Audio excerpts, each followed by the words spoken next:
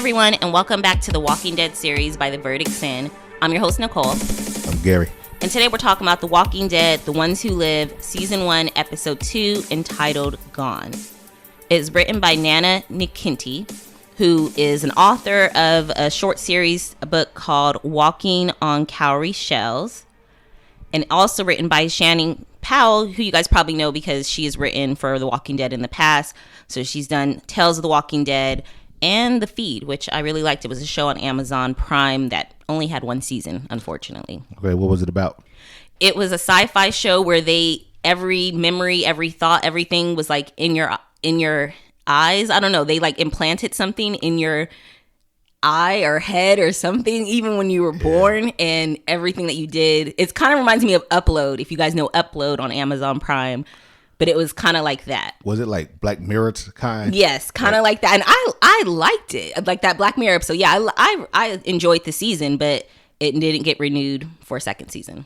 Yeah, okay. And then it was directed by Bert and Birdie, who also directed last week's episode. All right, Gary, we get Michonne. We get their big reunion. What did you think of this episode? I thought this was a pretty good episode. It's not what I expected. You know, I thought we would be with a group a little longer, and I thought it'd be a little more exciting, us getting a Michonne episode. Don't get me wrong, it was good, but I expected more. We got the world for the Rick episode. True. I really enjoyed the episode, first of all. I enjoyed the characters that we got to meet. Unfortunately, they all died, like except for Ellie, but Ellie's not there anymore. Quickly. And I'm like, dang, why do they always introduce us to new characters and then kill them off? And they did that on Dead City. We start liking the characters, boom, they killed them off one by one, not to spoil it for you. Yeah.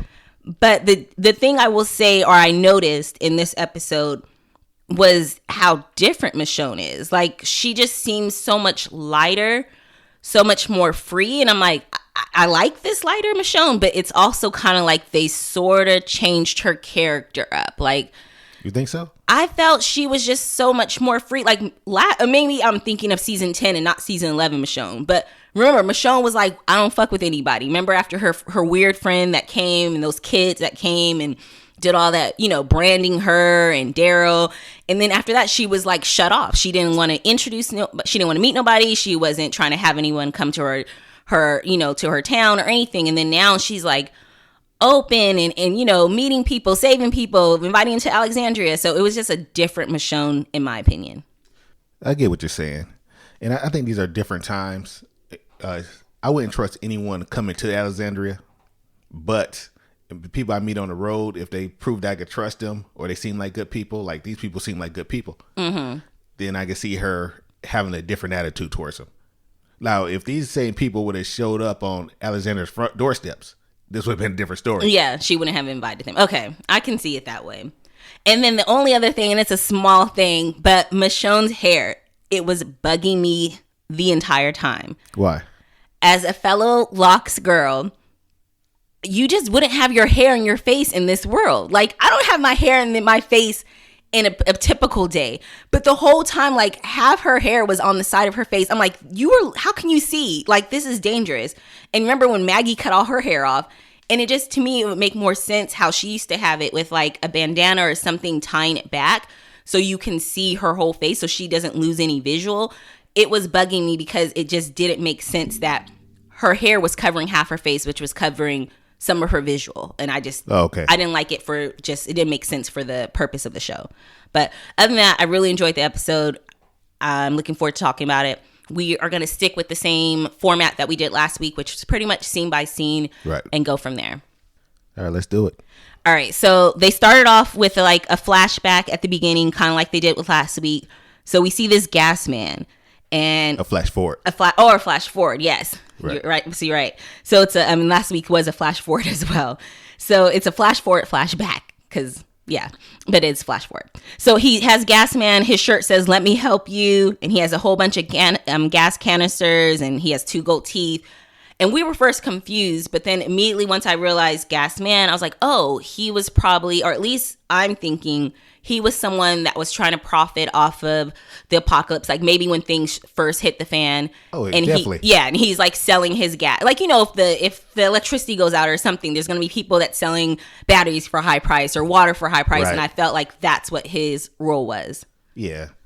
I mean, he went out and ciphered gas and brought it around to sell it. Yeah. Which is convenient because you don't have to lose people by them going out to do it. Yeah, exactly. So and he must have gotten killed. He didn't get robbed, clearly, because the gas cans were still around him. But he had to have gotten killed some way, maybe by a walker. I think he was killed by the army. Oh, that makes more sense. Yeah, because he said they're coming from the tri-state, and we already know they bombed New York. That's true. Okay, that makes sense. So you know the tri-area, New York, New Jersey, and Connecticut? Mm-hmm. Okay, that makes more sense. And then we jump to, and it says 6 years after the bridge, which was interesting because last week with Rick, it was 5 years after the bridge. But now we are 6 years after the bridge. And last week when we talked about it, we were kind of debating on how long it's been since Rick and Michonne have seen each other. It has been 8 years, 9 years, 10 years. But it sounds like it's probably closer to 7.5. Because it's 6 years after the bridge. And then her and Nat stayed in place for about a year. About a year. And then maybe some time travels. Yeah, say it's about 7.5 years. I don't. It's not the half. It's 7. Just 7? Okay. Because it's still fall. Okay. So we get Michonne. She's telling who we find out is Elle. She is played by Erin Anderson, excuse me. You may have seen her on Strong Medicine or also Law and Order SVU. But she's just introducing herself and explaining very calmly, like, hey, I met your people on the road. They needed help. I helped them. I'm going to be on my way because I just found out someone I love is alive. So if you can help me with the horse, great. But if not, then I'll just be on my way. I love this part because it still seems hopeful. Because she started off by saying might be alive. Yeah. Then she changed it up real quick and said he's alive. Right. So she's still hopeful but unsure. But I think the only reason Michonne is going this hard is because she's been away from her kids so long and she don't want to go back empty-handed. Right. Like, I didn't do all of this for nothing. So it's almost like I'm going to guilt myself for it. Mm-hmm. Yeah. I felt the same way. And so we meet Elle's sister, who Michonne saved. Elle's sister, Aiden, played by Brenda Wool. She played on Glow and Unreal. Watched both shows and highly recommend both shows. As well as her boyfriend, Bailey, played by Andrew Batchelor, also known as King Bach. You might know him from The Mindy Project or Black Jesus. And then he used to do a lot of little skits and stuff. Yeah, you know him. He was the number one person on Vine. Okay. He had the most followers on Vine. He was real big on Facebook. I mean, if you don't know who King Bach is, then... I mean, maybe you're not on social media. Yeah, maybe not. Maybe not. Because I just saw a clip from like a long time ago with him and Quinta from Abbott Elementary, and they look like babies. It was, it was long, it was about 10 years. Yeah, a skit that they did. So she saved them, and she's like, you guys, like the lady Elle is telling her, like, why don't you stay with us? We can use someone like you. And she's like, y'all not a real community. Y'all leave people behind. Well, first, it's almost like you didn't hear anything I said just now. Right. Like, I'm talking, I need something. I just did something for you. Can you do something for me? If not, I will be on my way. Right. Don't give me the runaround. Just say yes or no. Yeah. Because Michonne's like, I got kids to go back to. I have this person to find. And you guys aren't really a good community because you leave people behind. I like how she just kind of kept drilling in on that. You know what? I didn't like that.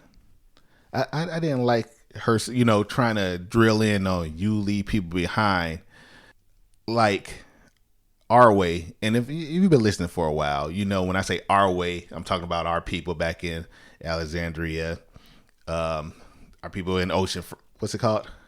Oceanside. Is Oceanside still a thing? It's been a while, but Oceanside and Hilltops no more, but you know what I mean.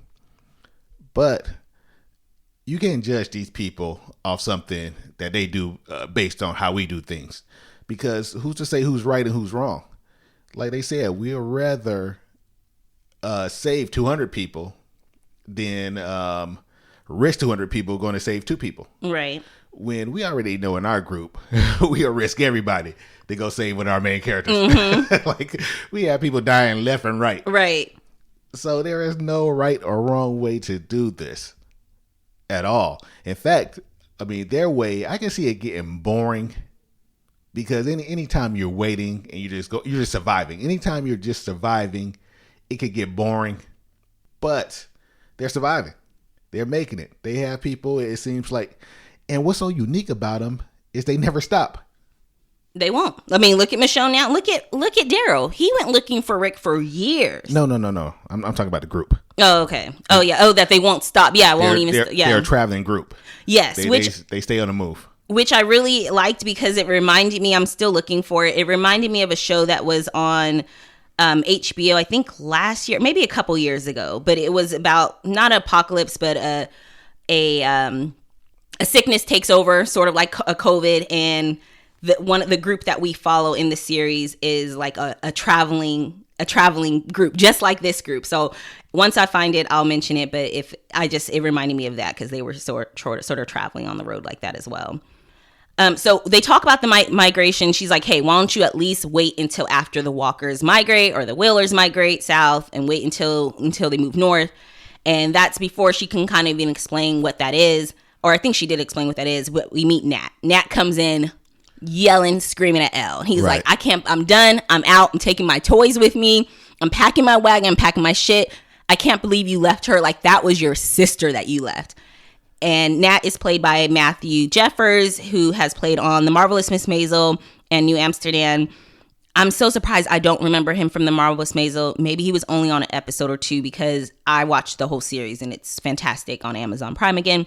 Don't remember him, but really, really enjoyed his character. And what do you think of his introduction and what he was saying to Elle?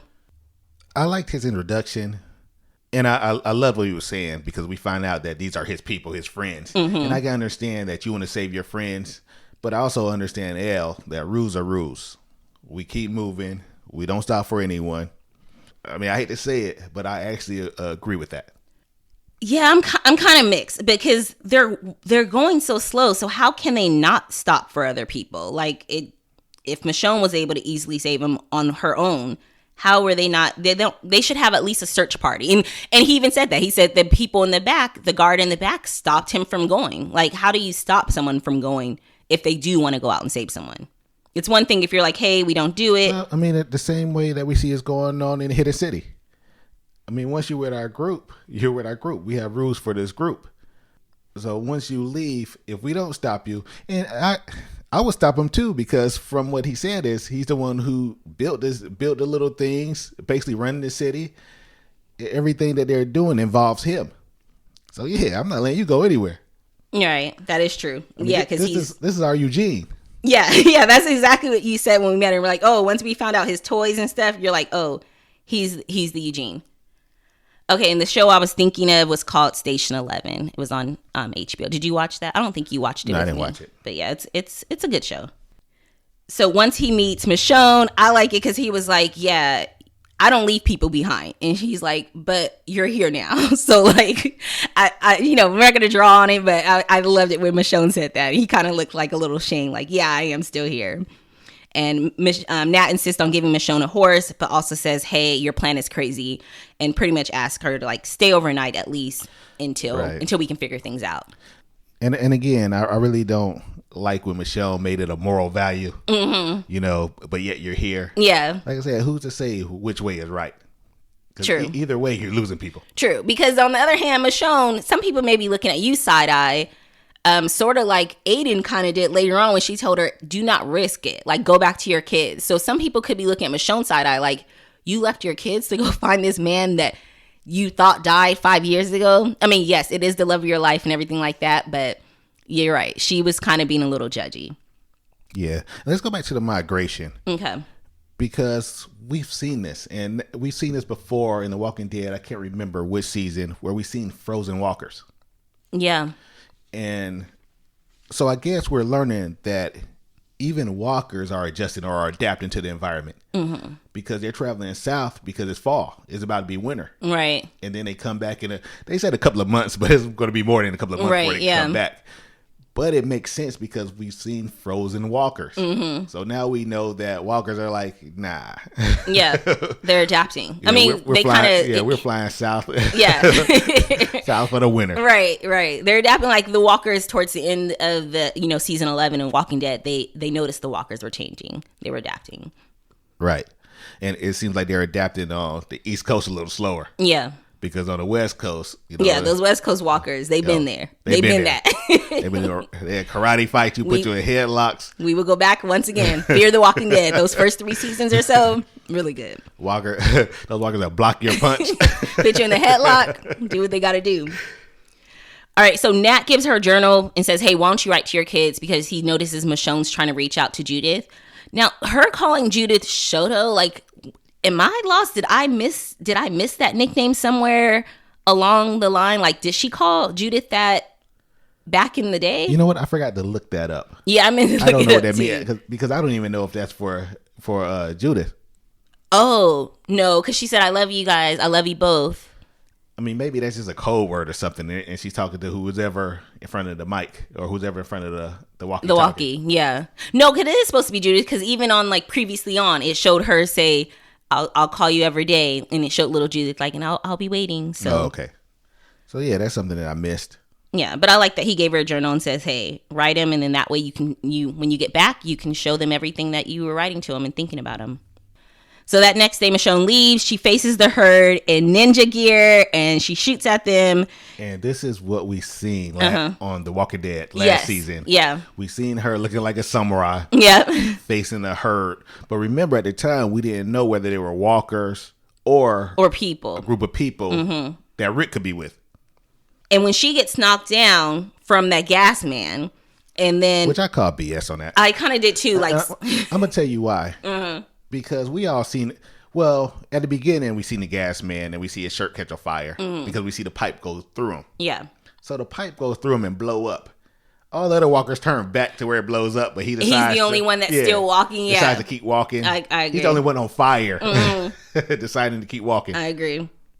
But then it looks like she's about to be in big trouble. But then we hear a couple explosions and we see some fire, and the herd splits down in half in the middle.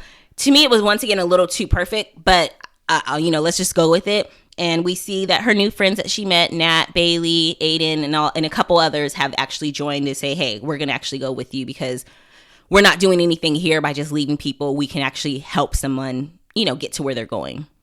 Right. They wanted to try something new. Yeah. Because like I said, it can get boring. Although they're probably safe in their little, I'm going to call them a herd. In their little herd, they're probably safe. But it gets boring surviving. And they probably want to get out there and see some adventure. They want to get off the road, baby. Yeah. Because now it's like, it's been time to go. I've been waiting for a long time to go. And then each time I just said, okay, I'll wait until this. I'll wait until that. And Michonne's like, hey, after we get Rick, you guys are welcome to come home with me to Alexandria. Quickly, Michonne finds out or realizes that Aiden is pregnant. So let's just remember that Aiden's pregnant, and Michonne tells her, like, hey, you and Bailey should go back. You and your boyfriend should go back. It's dangerous out here. We're going to be on the road. But she goes, no, I want to help you guys find Rick. One thing about Aiden and her sister's relationship, remember when her sister thanked Michonne, she thanked her for saving Bailey first. She said, thank you for bringing Bailey back. And my sister. And my sister. And I didn't understand at the time, like, what's the deal between those two? But I can see it now that her sister just so damn irresponsible. Like, her sister probably always getting shit. Like, you telling me you're going to find Rick and you're like 3 months for what's pregnant? Yeah, I mean, I don't know how, or she wasn't showing, so she must be early in pregnancy, and she does explain, like, I had cravings for honey. Honey never it expires. Bailey went to get it for me. So technically, Bailey went out, got hurt. Right. And then Aiden went out to help Bailey. Aiden broke the rules. Yes. Aiden went out to help Bailey. Yeah. So I guess that's why her sister was mad, but her sister probably knows she's pregnant also. So her sister probably sitting there, like we all look at our younger siblings. Yeah. Some of us look at our older siblings like, what the hell are you doing? Right. Right. Right now we're in a zombie apocalypse. Although I can't judge Aiden for getting pregnant right now in the zombie apocalypse because we're like 20 years deep. I mean, well, not 20 years, but we are a good 10 years deep into the apocalypse. At what point do you restart life? I wouldn't have done it, but she's not like the first woman that has given birth right now or gotten pregnant in the zombie apocalypse. She's not, but I don't see a traveling group as being too stable. Yeah, they're safe, but a group that stays on the road, and I mean, it's like, I don't know, it's like a moving city. Yeah. So I don't see how that would work. Being pregnant. Well, I mean, they've been making it work, so I guess it can work, but it doesn't seem stable enough for kids just yet until they actually find a community to settle in. If they ever try to find a community to settle in. Well, to be honest, if the CRM didn't exist, I kind of think maybe a traveling community is kind of safer. Like, remember we kept saying, or I kept saying back when the Saviors and everybody was attacking, like, why don't you guys leave? Just leave. Like, don't stay in one place for too long to where someone can come and try to take your house. Like, you're always going to be on the road and go. But yeah, the dangerous part of that is you can run into a bad group or you can run into a herd of walkers. But I don't know, something about the moving and them on the go makes it feel safe to me. It did feel safe because I can't see anyone, like when the Saviors kind of surrounded Rick, Abraham, Glenn, and a group. Yeah. But before he killed Glenn Abraham, he wouldn't have tried that on 200 people coming at him. Yeah, he wouldn't have been able to. He would have been able to. Mm-hmm. Like, I don't think they had enough fighters for that. Yeah, they were only one car deep, one RV deep. This group is like a whole bunch of people. Right, so this group right here is not a group. And then, you know what? The Saviors wouldn't have a need for them anyway. Right, because they're traveling. Like, they're not building anything. They're not, like, growing any food. What are you going to do? Catch up with them? Right. You might take a wagon or two, but that's about it. You're not going to keep being able to take from them. Keep being able to take from that group. Right. Because they're going to always be a day ahead of you. Mm-hmm. Like, or multiple days ahead of you. Yep. Depending on if you get it, go back. Now they're 2 days ahead of you. Mm-hmm. Now they're 3 days ahead of you. Yeah. So, yeah, there's no way. I don't think they would have tried to stop this group anyway. But if they did, they wouldn't stand a chance. Right. So we learn a little bit more about Nat. He tells Michonne he doesn't like anybody, just these three people that are here. And Michonne's like, well, if you only like these three people, or us three, then who's all these people that came with you to help support? Right. He's like, okay, they move up a letter grade, but still not enough to like him. I loved Nat, and I'm so mad we only got him for one season, and for one episode, because he could have really been great, a part of the show. But he talks about his stepdad and how he was getting bullied, and he was a troubled kid because, he's a small person and kids are assholes, and he used to get bullied a lot. So he would burn stuff, and he would just burn stuff. That was his outlet. And eventually his stepdad would have him help build this, help fix this. And it was giving him a different outlet to control that anger. And he actually learned skills and learned how to build so many things on his own, which is how he has his toys today. Yeah.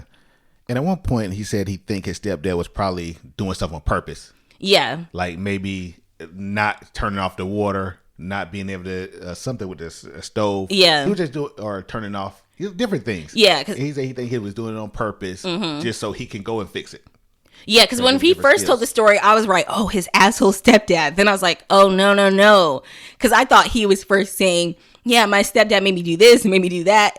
And then I realized, no, he's saying it as positive. Like, it wasn't the stepdad was trying to put work on him. His dad was an asshole. Yeah, his dad was the asshole that left. So I really liked hearing this story about Danger. And, he's still going to be with us because Michonne has his lighter now. Yep. So when the helicopter comes, these asshole helicopter people, the CRM, they come, they drop chlorine gas. Like, what was the point? There's 10 people here. What was the point? The CRM, you're driving by and you just randomly see a group of people traveling. You're like, yeah, let's just go ahead and drop this chlorine gas on them. Like, why? It made me so mad because I'm like, humans can do such fucked up shit for no reason.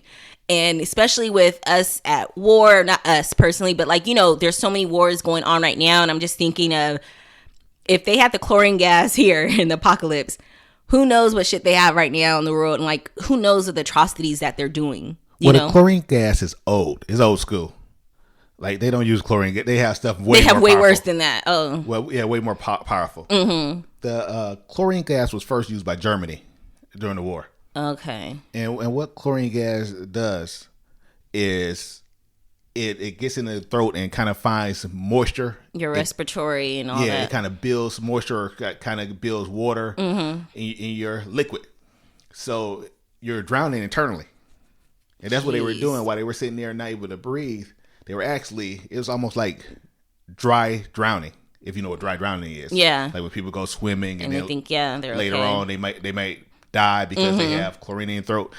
because your body is made to protect you. Like once you get liquid to a certain point, everything shuts down. So you won't be able to breathe it in. So that's what chlorine gas does. It just make you drown on the inside. Yeah. This was a really scary scene. Like, people were dropping. They're like, cover your mouths, cover your nose. It was just so scary, and it came out of nowhere. And the few that make it inside, and Aiden's telling Michonne she's all messed up. You could tell because she has like foam coming out of her mouth. So she got a little bit worse than they did. And she's like, do not risk it. Like, go back to your babies. Do not risk it at all. And I'm getting chills talking about it because I thought that was just like from one mother to another mother telling her like, I know you love this guy. I know you love Rick, but it's not worth it, because she's now thinking about her child. Because all I thought first was, I don't know if her baby's going to make it. But it's not even her baby that didn't make it. She didn't make it, Yeah. That was a real sad scene. 48 hours.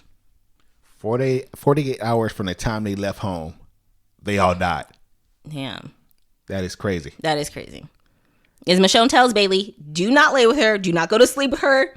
And tie her up. And she goes and looks for the oxygen because she's like, hey, maybe I thought there's like a medical supply store or something nearby. I'm going to go look for the walker or look for oxygen mask. And sure enough, when she comes back, Aiden's dead. She puts her down. And then she finds Bailey, who was trying to attack Nat. And she puts him down barely because she's still weak, very weak herself. And Nat thanks her, and he goes, sorry, I couldn't do it. Like, that's his friend. Remember, they even said earlier, he's like something love. And then Bailey, or he's like, when Michonne and Nat were talking about danger, and Michonne's like, it sounds like you loved him, and he loved you. And then Bailey walked by, I was like, I love you, Nat. So like, they're real friends. Yeah. They're family, just like how our group from the original show is family. That was sad. It was meaningful. It was. And you could tell that Nat put the rest of them down. Yeah. So maybe he put the rest down, and once he saw his friend coming at him, Bailey coming at him, he set the fire. It was just too much, yeah. And I can see it being too much. Yeah. But the fire was set, and Bailey was on the fire, wasn't he? He was like, there was like a shelf or something, like a counter that was preventing. Yeah, but there was a fire going around it. Like he set a fire around it. And we see Bailey leaning over it, trying to grab for him. So I wonder why he didn't catch on fire. Did they just want Michonne to put him down? Probably. Yeah. Oh, one more fun fact, or not so fun fact about the chlorine gas. They said it was like, it takes no time to make. Like, this was like the most inexpensive, quickest thing to make. Jeez. And it's crazy for it to be this dangerous. Yeah. Well, we see a year has gone by as they heal, and it shows their progress. Michonne doing push-ups and everything, them doing their oxygen mask treatment and watching the seasons change. And finally, it's been about a year, and Michonne tells Nat, like, she gives him directions, like, go to Alexandria, you'll be able to get in, everything like that. And he's like, no, I got to see this through now. Right. But let me back up a little bit. Mm-hmm. Because we skipped over the part where Nat is blaming himself. Because he said he knew when to go, but then he didn't. And then he said, now they're all dead. Yeah. So he's blaming himself for, I guess, rallying the troops. And like I said, it's only been like 48 hours since she left. Mm-hmm. 72 hours since she met him. Yeah. So this is, I don't know. Yeah, I mean, I can see him definitely blaming himself. It's not his fault, but I can see him blaming himself because he, like, hey, if he didn't invite them or he left on his own months ago, this wouldn't have happened. Yeah, possibly.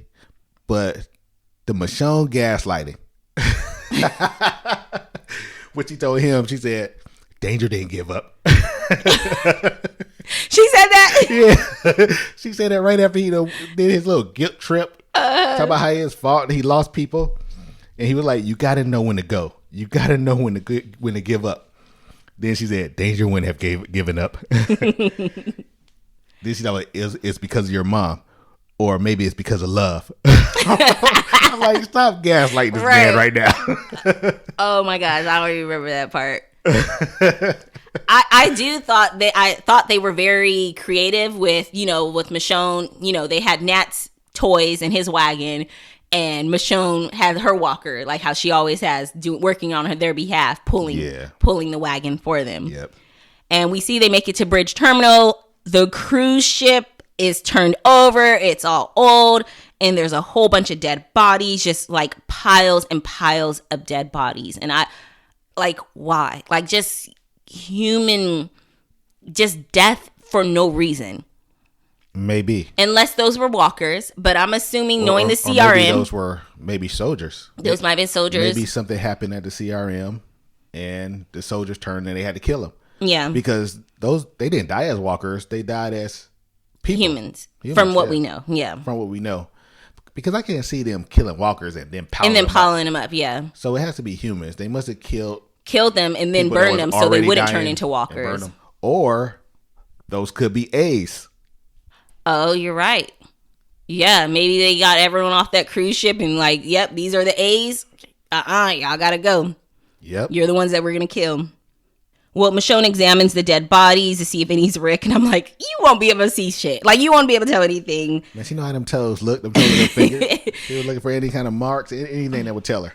And she hugs his boots, and then that's when Nat applies, like, Rick is among the dead bodies, and he tells her, like, but you know what those words were in Japanese that's on the phone? He says, it says, believe a little bit longer. And that she can go on still believing, but still go home.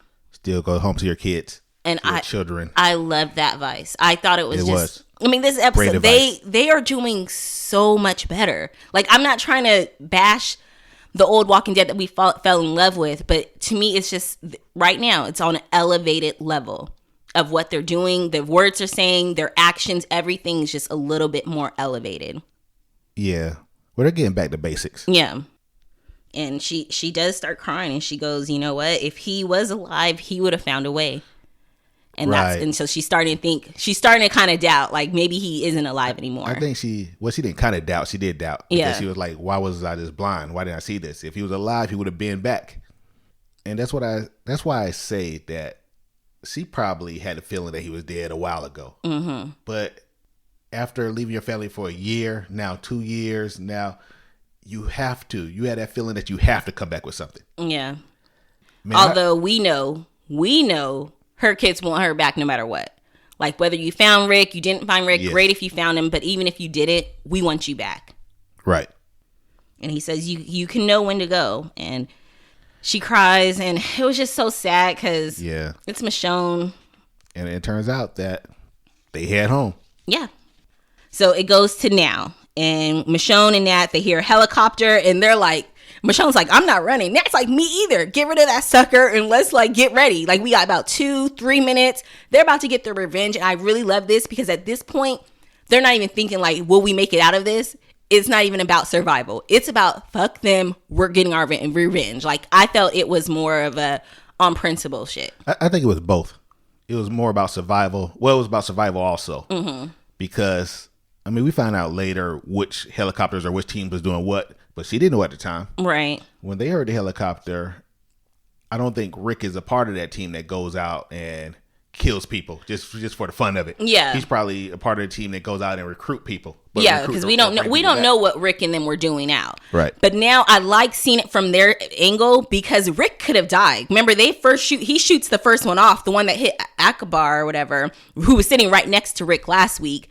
And remember, it didn't blow up, but it still did kill him. They don't know, but he's like, Nat's like, oh shit. Okafor. I'm like, yo, you had me deep in my head. You know what? I couldn't remember his name in my notes. I was like, I think it's like Akbar or something. I'm like, I don't know. What scene is she talking about? Okafor. Yeah. I didn't get up and go to the bathroom for a second.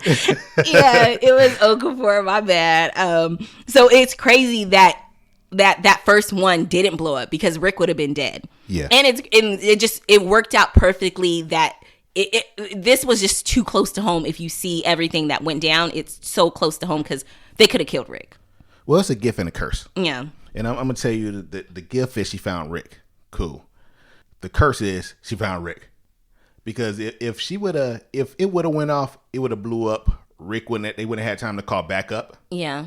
They wouldn't have had time for the, what were they saying on the way down? Mayday. Yeah. All that stuff, because that's why backup came. Right. Good point. Because I was like, how did backup even know to come? But you're right. They were able to call. So if it would have exploded, she would have been back home. Yeah.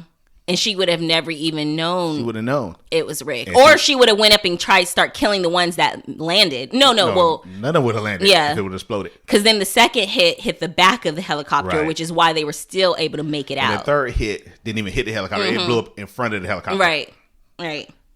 And she goes after him. I love her walking through.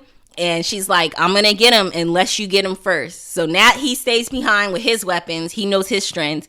Michonne does the close personal kills.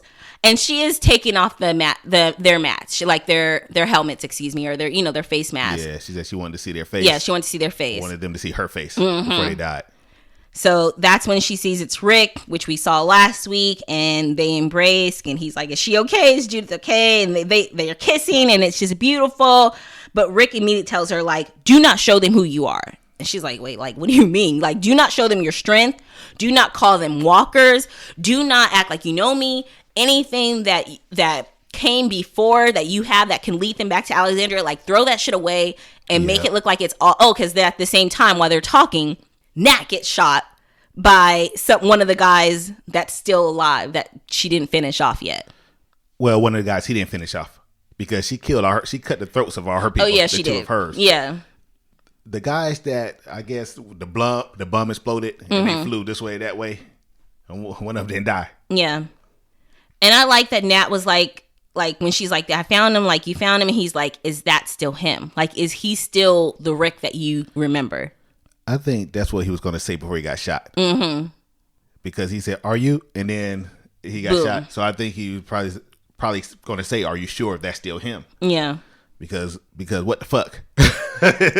This guy just jumped out of a helicopter or fell out of a helicopter, the same like the one that killed our friends. Yeah, exactly. Like, he's with them. How does he change? And Rick has to put a gun to Michonne's head and says, "Hey, I'll find you when it's safe, and I love you. And do not tell them the name Michonne either, So Michonne is now Dana. She's been by herself for a long time. She gives a little story. Was with her boyfriend. Things changed. Different things happened. And she's looking in the mirror, and she's good.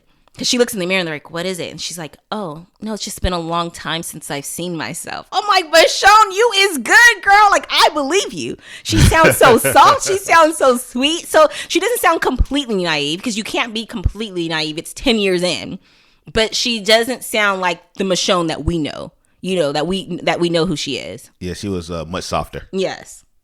And she goes, "Hey," and they're like, "Hey, well, our rule is once you come, you can't leave. Is that a problem?" And she's like, "No, this is exactly what I've been looking for." And that's a B all day. And guess what? And that was the truth too. Yeah. This is what I've been looking for. Right. So when your truth, when your lie has a little bit of truth to it, it comes out even better. Yeah. And like I said, that's a B.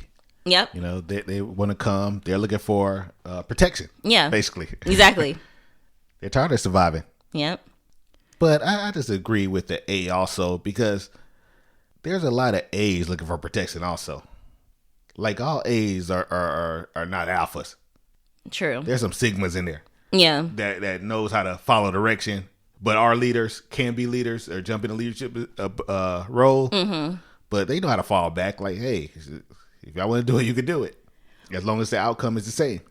Well, the CRM has their own A's. Like, technically, they're acting like they only recruit B's, but B's wouldn't be doing this nonsense that you guys are doing. Like, these are some A's, or I don't know what even becomes before the A. Like, the ones that are in charge, the ones that are high up in the CRM, they're A's themselves, but they don't want any other A's there, it feels like. Yeah, I guess they don't want no more Okafors. Yeah, because Okafor is an A. He's trying to change things. And he turned on them. Mm-hmm. He turned on his own military. Yep, twice. Twice, yeah. Well, Rick comes and gets Michonne. They kiss again, and they're having their moment. And Rick tells her they believed him because she's here, so that's how he knows. And that's when she first realizes his hand's missing. He goes, "Yeah, this was one of the last times I tried to leave." And she's like, the last time? Like, damn, how many times? And she looked at him so disappointingly. You thought? Do you think she meant, "Oh, you quit trying to leave"? Yeah. Okay, I didn't know if take it as that, or like, "Oh wow, you tried multiple times to leave and that happened during the last one." No, he said the last time a couple of years back. Okay. And she said the last time, like, she's confused. Like, hold on. Yeah, so you stop looking. You stop? You're not trying now? Yeah. And she asked, she's like, can we take him? No. Can we escape? Probably not, but we're going to try. And he wants more information on Judith. He doesn't ask about RJ, but I'm like, you could still ask about, you do know she was pregnant. But I know everything's happening so quickly. And she goes, she's fine. She's like us, Rick. She is us. When he's talking about Judith. So he did know about RJ. Yeah, he knew that Michonne was pregnant before the bridge. She told him that she was pregnant. And of course, they don't know if he was having a boy or girl or anything like that. Well, he must have forgot all about it. Yeah, I mean, she was early in the pregnancy. Yeah. She wasn't showing or anything yet. But she goes, you know what? I'll tell you the rest when we get away. Which I hate that. Because wouldn't he have, well, yeah, he has a clear motive now, or motivation because of you and Ass Kicker. But wouldn't he have more of a motivation if he know he has a junior out there also? Yeah. I mean, I get it. She's like, they don't have much time to talk right now. You know, I don't feel, because the whole time they were talking, like, they're going to get caught. They're going to get caught. I was so scared. Man, she ended up trying to say, and RJ.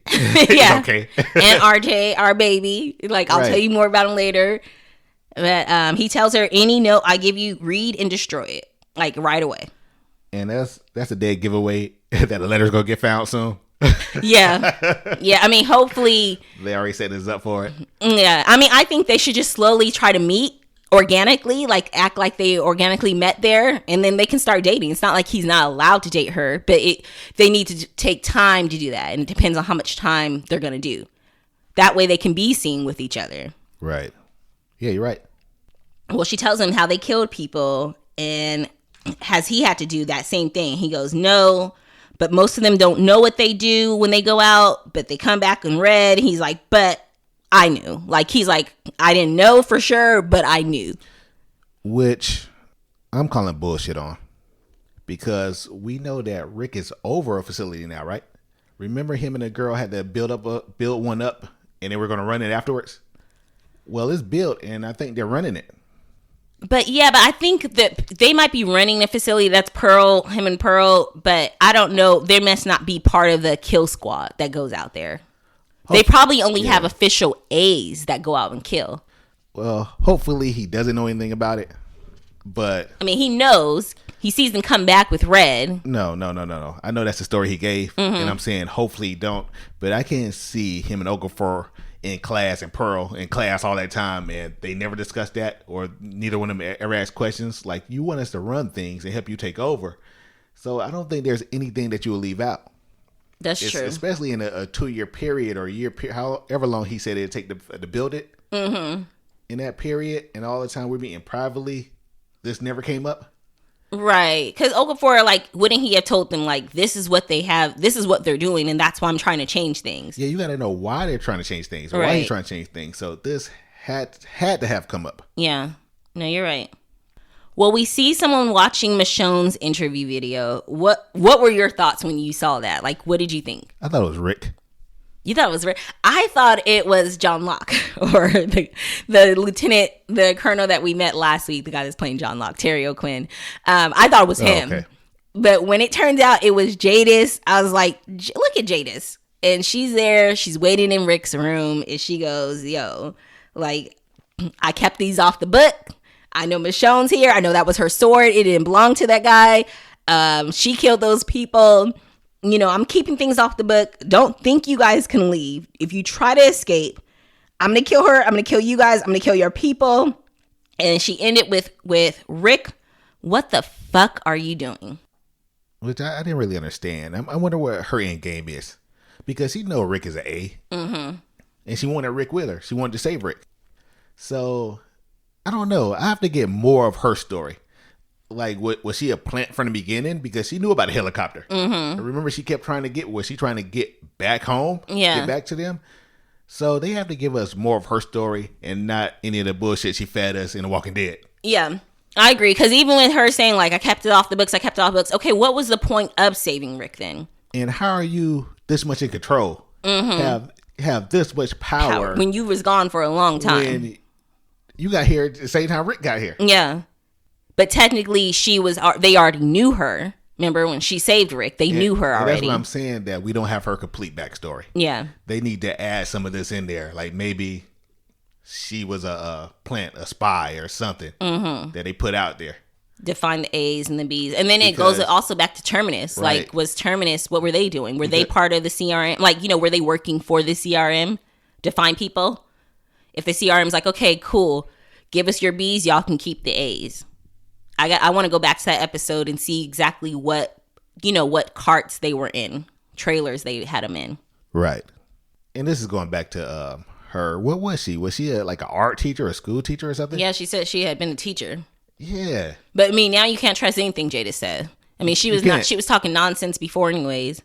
She's completely different. Like, they keep using that same person, but it's not the same character. She's been like 3 different characters now. She has. You know what I mean? And that's what I mean by she probably was a spy before, because there's no way she could have been a school teacher or any kind of teacher if she was speaking like that at the trash pile. Yeah. I was like, up.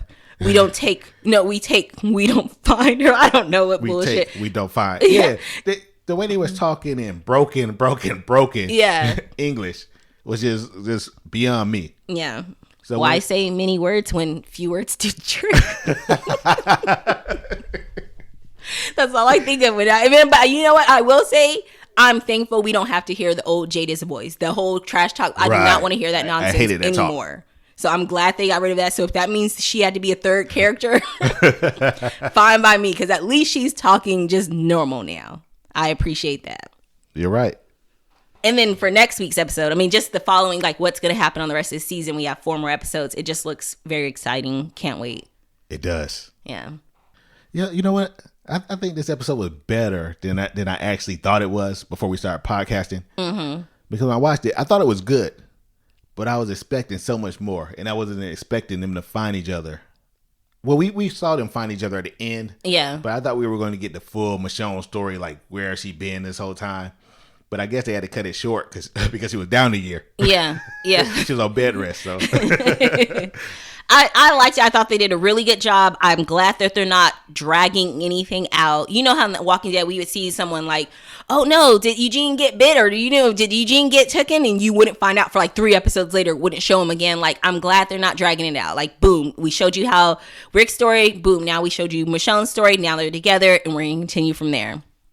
Well, the way they're killing everyone off makes it seem like it's going to be like a one and done. Yeah, it does say season 1. Because they're not holding on to anybody. Yeah. But they did that in Dead City. I don't know if Dead City's coming back, but we've already seen, they keep showing trailers for Daryl season 2 already. And I'm like, damn, that's coming back so fast. Well, Carol's finally coming back. Yeah, Carol was like, fuck it. I took a year off. I'll go on and do the show. She just needed a break. And I hate to sound like this because no one's owed anything and a job is a job. Mm-hmm. But damn, that could have been a Daryl and Carol show. Yeah. Well, now that's what they wanted. And now it looks like it's going to be a Daryl and Carol. I guess I got to watch the Daryl show. It could have been named the Daryl and Carol. Oh, yeah. Like they wanted to in the beginning. Right. Until Carol said, you know what? I'm not coming back. Yeah. It's right now that they keep it Daryl Dixon because I think he's all in. He's in it. Well, they're not going to change it. Yeah. I'm just saying that it's unfortunate for her, but it may not be. Maybe she needed that time off. Yeah. But to me, I would say unfortunate because it goes from being my show to now I'm coming back on to someone else's show. Yeah, she could have been part of the lead of the show, but or had her name in the show, but it's all. I think it's all good. I think she's not that deep in it. Like she might do a season and see how she feels afterwards, and she might be like, I want to go travel and do something else, and so I think it works out this way. Maybe. All right, now time for my favorite part. Most likely to die, and I ain't fearing shit. Are we going to do any most likely to die? We didn't do it last week. Well, we didn't do it last week because we knew we wasn't going to be back to Rick, which we ended up being back to Rick. Yes. But I don't know any of these characters. Right. I don't know anyone there to say who's going to die. Like, I hope not Pearl, even though we've seen her in the previews for next week. And of course, Rick and Michonne go without saying, I hope they don't die at all. But, so yeah, I guess I don't have anyone for that yet. Yeah, I guess the only person I know that I can say is Pearl. Or Jadis, or I can't see John Locke. I can't see Jadis dying this soon, or John Locke, because John Locke seems like he's gonna be the villain at the end. Mm-hmm. And we already know that Jada's is a villain, and we know her. That's a villain we know. Yeah. John Locke being the villain, I'm going to be conflicted on who I'm going for. Not me. I got to stay with the home team. Yeah, no, because John, he was a villain in Lost, and I still wasn't fucking with him when he turned into whatever happened to him in Lost when he like became the other person or whatever. But all right, so I ain't fearing shit. Then who we got? I don't know if this is not fearing shit or just dumb as hell, but I'm gonna give it to Nat. I'm gonna give it to him because he was willing to go look for his friends. And he was willing to come out and help save Michonne and follow Michonne. So I don't know if that's... Well, I'm going to say not fearing shit. I'm going to give it to him. Yeah. But I agree. But it's also stupid. I agree. And then, it's not saying that Michonne doesn't deserve it as well. But Nat, just seeing him, he's not a fighter, obviously, but he has his toys. He has his gadgets. Yeah. And he was like, I ain't running. Like, I'm not scared. I'm getting revenge. They killed my friends. I thought he wasn't fearing shit. You know what? When he said, I'm not running, and ran off, I'm like, oh, man, he is running. Well, he said, get that wagon. But he put his little hat on and everything. He's like, we got 5 minutes or so to get him.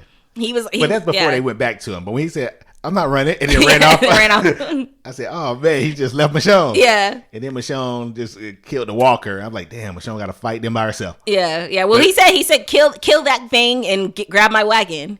Oh, I didn't know he said kill that thing. Yeah, he said kill that thing and grab my wagon. I knew he said kill that thing and grab a wagon because I knew it'd be too slow. Yeah. Well, I assumed that's what he was saying. Right. That's what I assumed as well. Okay, the walker would be too slow. We got to get out of here. Mm-hmm. We got to hide.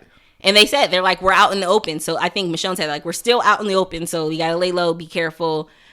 I thought Nat's a good one. And I'm just so mad that we didn't get to see that character longer because I just loved his personality. I thought he would bring good energy to the show. And I'm definitely going to look for him in other roles. I've got to see what episode he was on Marvelous Maisel. He must have just been like a small part because I've watched everything of Marvelous Miss Maisel. So just that whole team, like with the Bailey and Aiden, just that whole, I'm just so sad that team right there because, I mean, we fell in like with them. Yeah. Yeah. They definitely went up a letter grade in my book. So I wish we got to continue on with them. Even though I wonder how Nat would have fit in to the CRM. Like, I don't know, is Nat an A? I think he is. I would call him an A, but like, would he be able to turn himself into a B at the CRM? And then if he didn't die, what would they have said? So it's almost like he had to die. Because if he didn't die, what would Rick have then told him? Probably told him the same thing.